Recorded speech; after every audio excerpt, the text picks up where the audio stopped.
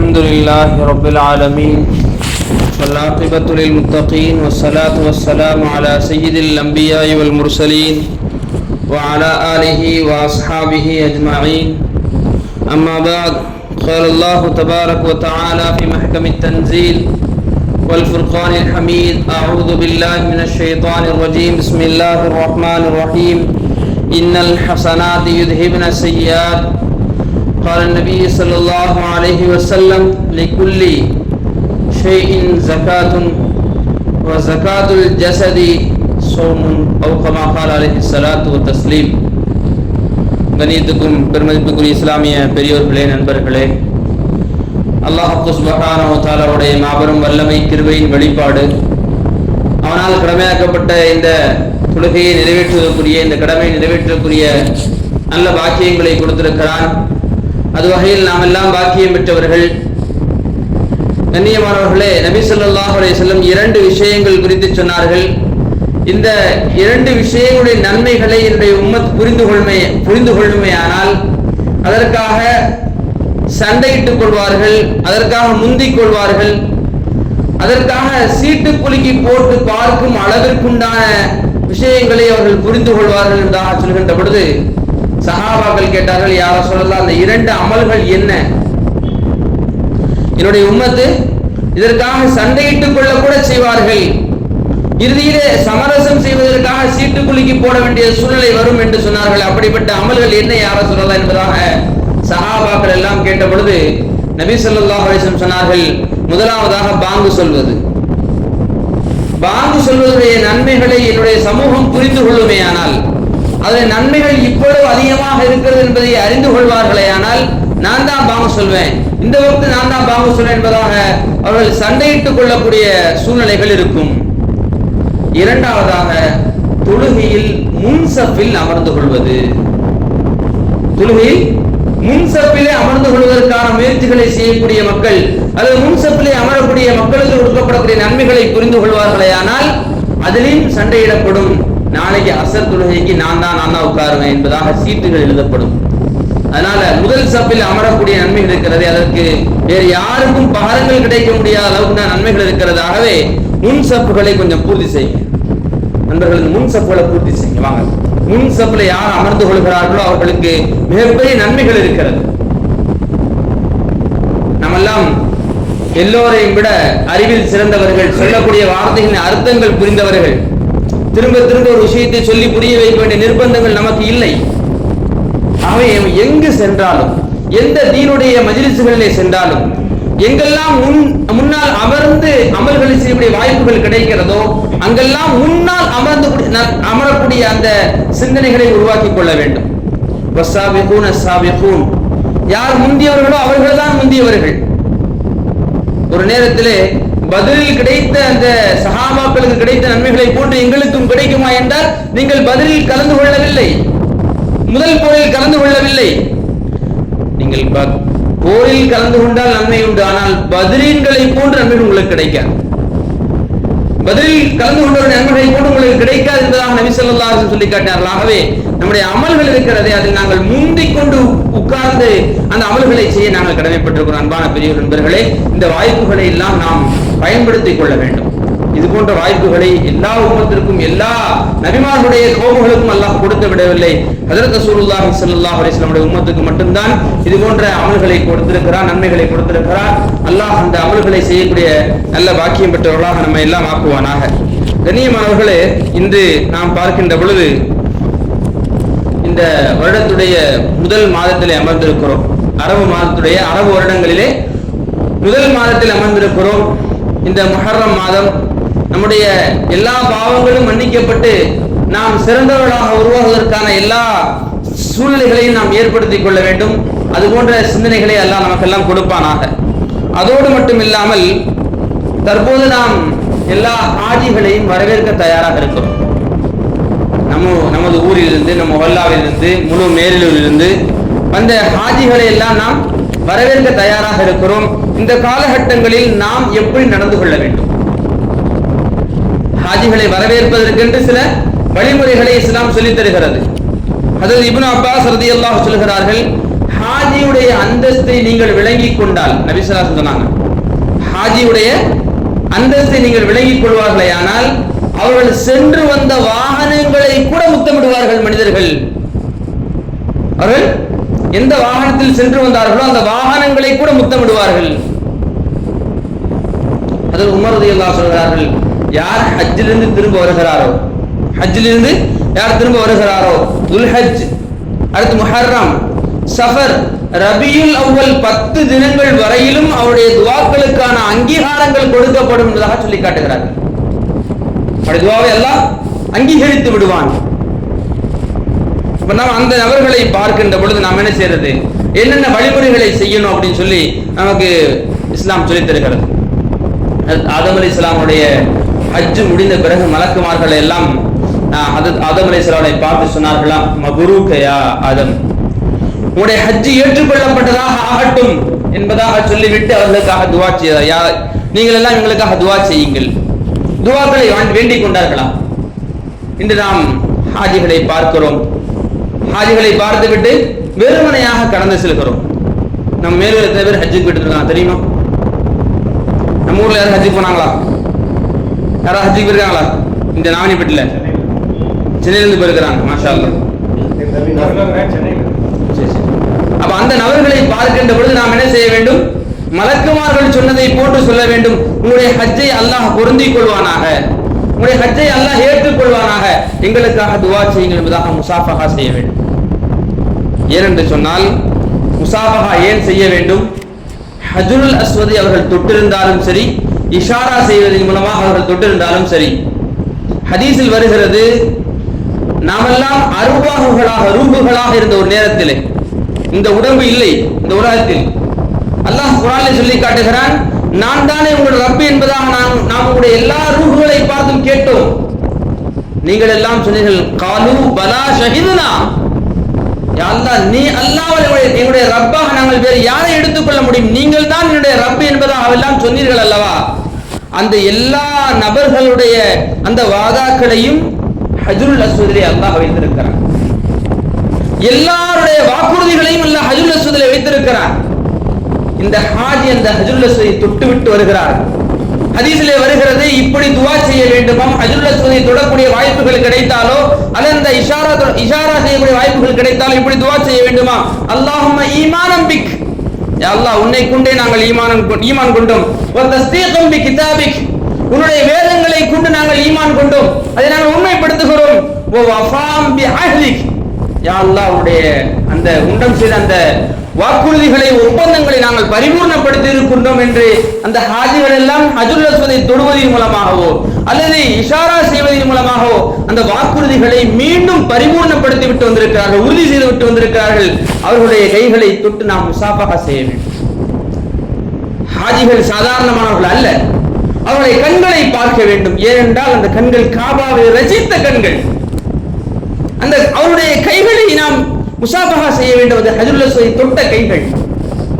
அவருடைய பாவங்கள் எல்லாம் மன்னிக்கப்பட்டு ஹாஜியாக குழந்தை போன்ற ஒரு சூழ்நிலை வந்திருக்கிறார்கள். அவரிடத்தில் நாம் அல்லாஹ்விடத்தில் அதிகமாக எங்களுக்கும் இது போன்ற வாக்கியங்கள் கிடைக்க வேண்டும் என்பதற்காக நாம் அவங்களுடைய துஆ செய்ய வேண்ட கடமைப்பட்டிருக்கிறோம். அன்பான பெரியவர் நண்பர்கள், இது அல்லாமல் ஹாஜிகளை வரவேற்கும் முகமாக நாம் செய்யக்கூடிய பிதஅத்தான காரியங்கள் இருந்தும் நாம் தவிர்த்து கொள்ள வேண்டும். சில நேரங்களில் அவங்களை தெருவு முழுவதுமாக வீதி வீதியாக நடத்தி கொண்டிருக்கூடிய பழக்கங்கள் சில இடங்கள் இருக்குது. இது போன்ற விஷயங்களிலும் நாம் தவிர்த்து கொள்ள வேண்டும்.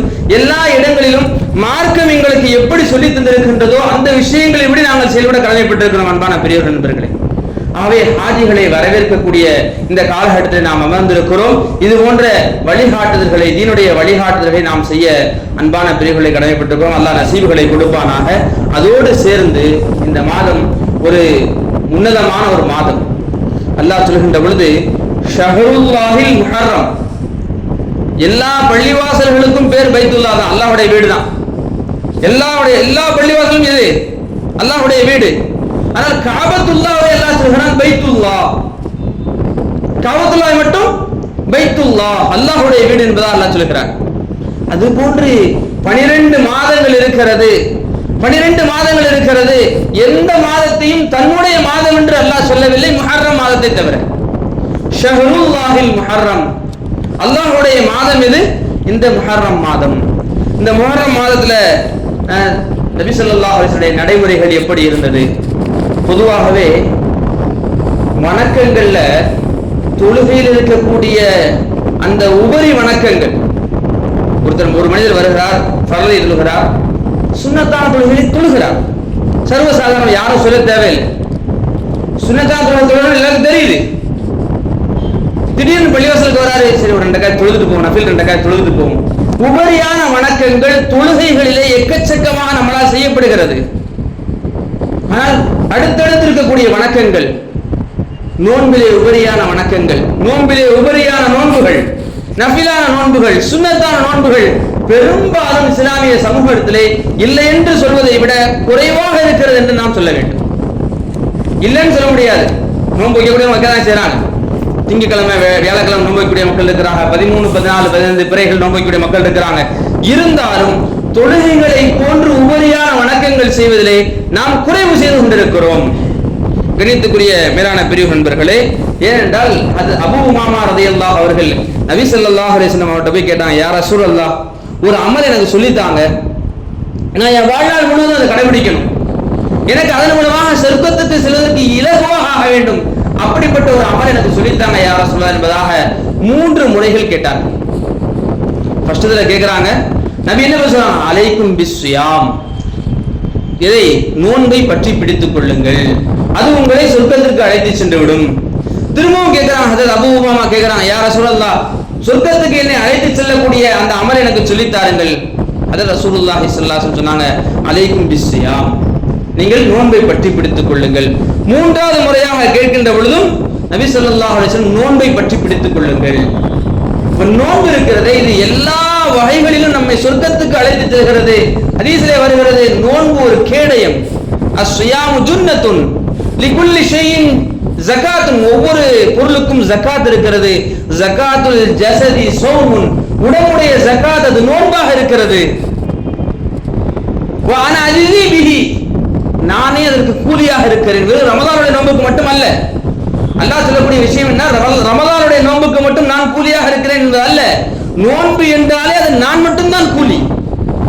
நோன்புகளிலே நாம் ஒரு பொடுபோக்காக இருந்து கொள்ளக்கூடிய சூழலில் இருந்து நாம் கொஞ்சம் விலகி இருக்க வேண்டும். பொதுவாகவே எல்லா பரிகாரங்களையும் பார்க்கின்ற பொழுது இஸ்லாமிய மார்க்கத்திலே ஒரு தவறுகள் செய்துவிட்டால் அதற்கான மாற்று ஏற்பாடுகள் என்ன என்று பார்க்கின்ற பொழுது, ஒரு மனிதர், ஒரு முஸ்லிமை கொலை செய்து விட்டார், தவறுதலாகவோ வேண்டுமென்றோ, அவருக்கு அதுபோன்று நடத்தப்பட வேண்டும், அதுதான் இஸ்லாமிய நீதி. ஒரு மனிதர் தவறுதலாக கொலை செய்து விட்டால் அதற்கு என்ன செய்ய வேண்டியது, இவ்வளவு பணங்கள் கொடுக்க வேண்டியிருக்கிறது, அல்லது இவ்வளவு அடிமைகளை உரிமை விட வேண்டியிருக்கிறது, அல்லது செல்வங்களை கொடுக்க வேண்டியிருக்கிறது, அதுபோன்று அல்லது அவரை போன்று இவரையும் கத்தல் செய்ய வேண்டியிருக்கிறது. இது எதுவுமே செய்ய முடியாது என்றால் அவர் நோன்பு வைக்க வேண்டும். இஹ்ராமை கலைந்து விட்டார், இஹ்ராமை களையக்கூடாத நேரங்களை கலைந்து விட்டார், நோன்பு வைக்க வேண்டும். இஹ்ராமிலே மொட்டை அடிக்க கூடாது, நகங்களை வெட்டக்கூடாது, அது போன்ற காரியங்களை செய்து விட்டார், நோன்பு வைக்க வேண்டும். தம் கொடுக்க முடியவில்லைன்னா நோன்பு வைக்க வேண்டும். இப்படி எங்கெல்லாம் பரிகாரங்களை நாம் பார்க்கின்றோமோ அங்கெல்லாம் நோன்பு பிரதானம் இடம் வகிக்கிறது. இஸ்லாமிய மார்க்கத்திலே எங்கெல்லாம் பரிகாரங்கள் என்று இருக்கிறதோ அங்கெல்லாம் நோன்பு பிரதான இடங்களை பிடித்திருக்கிறது. நாம் இந்த நோன்புடைய விஷயங்களில் ரொம்ப கவனமாக இருக்க வேண்டும். ஏனென்றால் நபி ஸல்லல்லாஹு அலைஹி வஸல்லம் சொன்னார்கள், இந்த காலத்திலே, இந்த முஹர்ரம் மாதத்திலே பல நபர்களுடைய தௌபாக்களை அல்லாஹ் ஏற்றிருக்கிறான். பல நபர்களுடைய, பல கிஸ்ஸாக்களுடைய, பல கௌம்களுடைய தௌபாக்கள் ஏற்றுக்கொள்ளப்பட்டு அவர்கள் நல்லவர்களாக வழிநடத்தப்பட்டிருக்கிறார்கள். ஹஜ்ரத் ஆதம் அலைஹிஸ்ஸலாத்து வஸ்ஸலாம் இந்த உலகத்திற்கு வந்து 300 ஆண்டுகளாக அழுது கொண்டே இருந்தார்களாம். 300 ஆண்டுகளாக நான் என் ரப்புக்கு மாறு செய்து விட்டேன், என் ரப்பு என்ன செய்தான், இந்த பழத்தை சாப்பிடக்கூடாது என்று சொன்னால் நான் சாப்பிட்டு விட்டேன், என் ரப்புக்கு மாற்றமாக நான் நடந்து விட்டேன் என்பதாக அழுது கொண்டே இருந்தார்கள் 300 வருடமாக. இந்த ஆஷுராவுடைய தினத்தில் தான், இந்த வரக்கூடிய இந்த முஹர்ரம் மாசத்துடைய 9, 10வது தினங்களில் தான் அவர்கள் மன்னிக்கப்படுகிறார்கள். நூஹ் அலைஹிஸ்ஸலாத்து வஸ்ஸலாமுடைய கப்பல்கள் என்ன செய்யறது, கப்பல் ஜூதி மலையின் மீது ஏறி நின்றது இந்த ஆஷுராவுடைய நாள் தான். அதுபோன்று யூனுஸ் அலைஹிஸ்ஸலாமுடைய கௌம்களுக்கு அவருடைய தௌபாவை ஏற்றுக்கொள்ளப்பட்ட நாட்களும் இதுதான். மூசா அலைஹிஸ்ஸலாம் அவர்கள் வெற்றி கொள்ளப்பட்ட நாட்களும், மூசா அலைஹிஸ்ஸலாம் அவர்களுக்கு சூனியக்காரர்களில் இருந்து வெற்றி கொள்ளப்பட்ட நாட்களும் இந்த ஆஷுராவுடைய தினங்கள் தான். ஆகவே இந்த ஆஷுரா என்பது முஹர்ரமுடைய 10வது நாள் இருக்கிறது. இதற்கும் வரலாறுகளிலே பல தொடர்புகளை ஏற்படுத்தி வைத்திருக்கிறது. இன்னும் சொல்ல போனால் எல்லா நபிமார்களும் இந்த முஹர்ரமுடைய 10வது நாட்களில் நோன்பு வைத்திருக்கிறார்கள். எல்லா நபிமார்களும் நோன்பு வைத்த இந்த நாளிலே ரசூல் ஸல்லல்லாஹு அலைஹி வஸல்லம் அவர்களும் நோன்பு வைத்திருக்கிறார்கள். அவர்கள் ஒரு 4 வகையான வழிமுறைகளை செய்திருக்கிறார்கள்.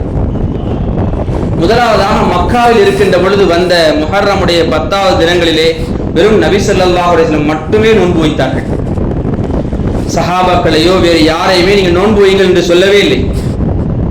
ஒன்று.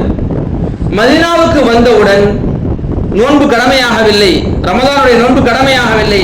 அப்பொழுது சொன்னார்கள், எல்லோரும் நோன்பு வையுங்கள், அது உங்கள் மீது ஃபர்த் என்பதாக சொன்னார்கள். இது 2 வழிமுறை.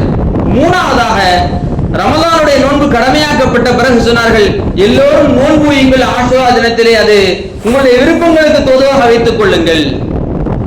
நான்காவதாக சொன்னார்கள், தன் மரணத்துடைய கடைசி வருடத்திலே சொன்னார்கள், அடுத்த வருடம் நான் இருப்பேன், ஆனால் உயிரோடு இருந்தால், அடுத்த வருடம் உயிரோடு இருந்தால் நான் 9வது நாளும் நோன்பு வைப்பேன், 10வது நாளும் நோன்பு வைப்பேன் என்று சொன்னார்கள். ஆஷுராவுடைய 9வது அல்லது 10வது நாட்களும் சேர்ந்து நோன்பு வைப்பேன். ஏனென்றால் அதன் மூலமாக யகூதிகளுக்கு நான் மாறு செய்ய வேண்டும். ஏனென்றால் நம்முடைய மார்க்கம் இருக்கிறது, அது யாரையும் பின்பற்றி நடக்கூடிய மார்க்கம் அல்ல. அல்லாஹ் ரசூல் சொன்ன வழிகாட்டல்படி செய்ய வேண்டும். நம்முடைய செயல்பாடுகள் எதற்கும் யாரைக்கும் ஒப்பாக இருக்கக்கூடாது என்பதற்காக நபி சொன்னார்கள், யகூதிகளும் 10வது தினத்தன்று நோன்பு வைக்கிறார்கள், நாம் வெறும் 10வது தினத்து அன்று மட்டும் நோன்பு வைக்க கூடாது, 9வது நாளில் சேர்த்து நோன்பு வைக்க வேண்டும், அல்லது 11வது நாளிலே சேர்த்து வைக்க வேண்டும் என்று உலமாக்கள் சொல்லி காட்டுகிறார். ஆகவே வரக்கூடிய இந்த செவ்வாய் புதன், வரக்கூடிய அடுத்த வாரம் செவ்வாய் புதன் அல்லது புதன் வியாழன் ஆகிய 2 நாட்கள் நாம் நோன்பு வைக்க நமக்கு சுன்னத்தாக்கப்பட்டிருக்கிறது. நபி ஸல்லல்லாஹு அலைஹி வஸல்லம் அவர்கள் அதை சுன்னத்தாக ஆக்கி தந்திருக்கிறார்கள். ஏனென்றால் ஒரு நஃபிலான வணக்கங்களின் மூலமாக அல்லாஹ்வை எப்படி நெருங்க முடியும், நஃபிலான வணக்கங்களின் மூலமாக, நஃபிலான நோன்புகளின் மூலமாக அல்லாஹ்வை எப்படி நெருங்க முடியும்? ஒரு ஹதீஸிலே வருகிறது, ஒரு பறவை குஞ்சாக இருந்து அது வளர்ந்து வளர்ந்து வளர்ந்து மௌத்தாகின்ற வரையிலும் எவ்வளவு தூரம் பறக்குமோ அந்த அளவிற்கு நஃபிலான நோன்புகள் வைப்பவருக்கும் அவன் நரகத்துக்கும் தூரங்கள் ஆகிவிடும். ஹதீஸ்ல வருகிறது, எப்படி ஒரு குஞ்சு பறவை பிறந்து பறக்க ஆரம்பித்ததிலிருந்து அது மரணமாகின்ற வரையிலும் எவ்வளவு தூரம் பறக்குமோ அவ்வளவு தூரங்கள் நஃபிலான நோன்புகள் வைக்கக்கூடியவர் நரகத்திலிருந்து தூரமாகி விடுவார்.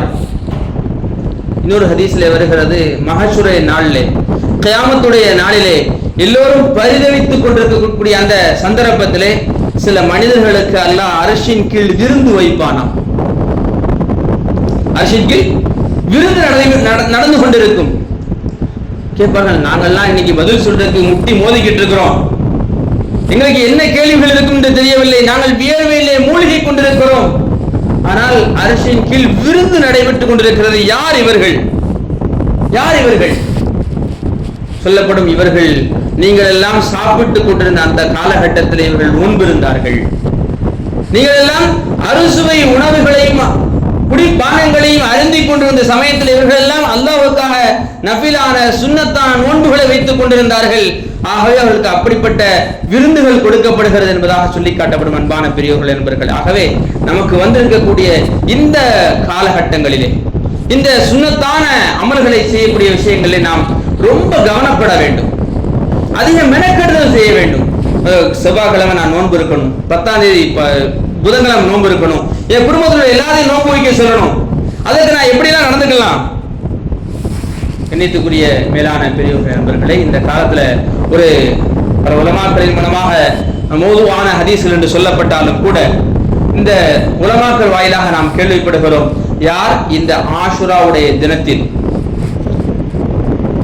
இந்த 10வது தினத்தில் யார் தன்னுடைய குடும்பங்களுக்காக செலவழிக்கிறாரோ அவருடைய வாழ்க்கையில் பரக்கத் ஏற்படும் என்பதாக சொல்லி காட்டப்படுகிறது.